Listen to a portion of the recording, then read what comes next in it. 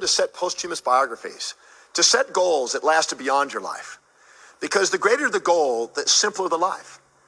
It was Seneca, the great poet and politician, who said, you measure an individual by their most distant ends. How big a vision do they have?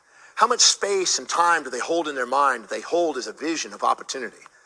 And the person who can see a vast vision, they're the ones that enroll and inspire other people to fulfill that.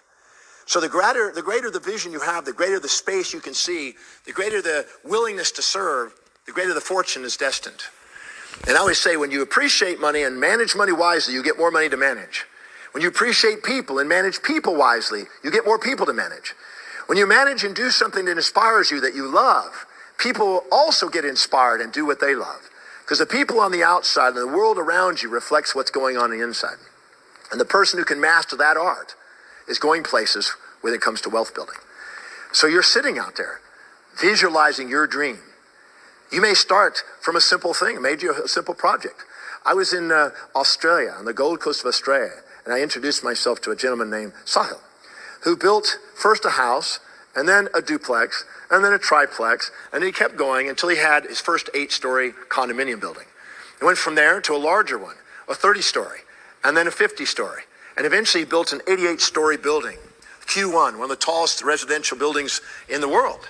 And I was just chatting with him. We had a meeting and talking about how he's kept his vision. He dreamed about doing something that left a legacy. And now Q1 is one of those legacies across the world.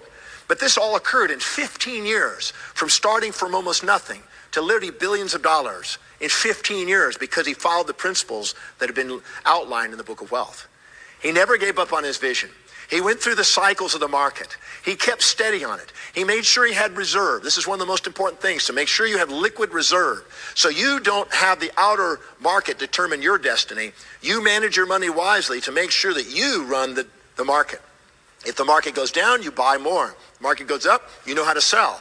And what happens is you're building a portfolio of a dream. This is what Sahil did. And as a result of it, he now has left his mark in many countries across the world. And Chris Freeman, another one who's one of his competitors, I had the opportunity to chat with and at my home there in Australia. It was interesting. He was saying the same thing. He says he was talking about all the rocky roads that he had, all the challenges that he had along the journey. But one thing that brought him a tear to his eye when he's talked about it is he held a vision. And he said that this is a childhood dream, and he didn't want to stop until he fulfilled his dream. He wanted to be able to come back at the end of his life and see that he left his mark in a city, that people would remember that. It's those people that have a vision that big, that never give up on it, that end up with the great fortunes. And you sitting there can see you've got raw land. You've got raw possibilities. You've got right now the greatest opportunity that there could be. All we have to do is have a vision. The mastery of wealth is a master of the mind, the master of the vision, the master of perseverance, the ability to just go out there and inspire other people to help you. You don't have to be the one with the most intelligence necessarily, but you can gather the people with great intelligence and inspire them to a dream. I was in Southern California,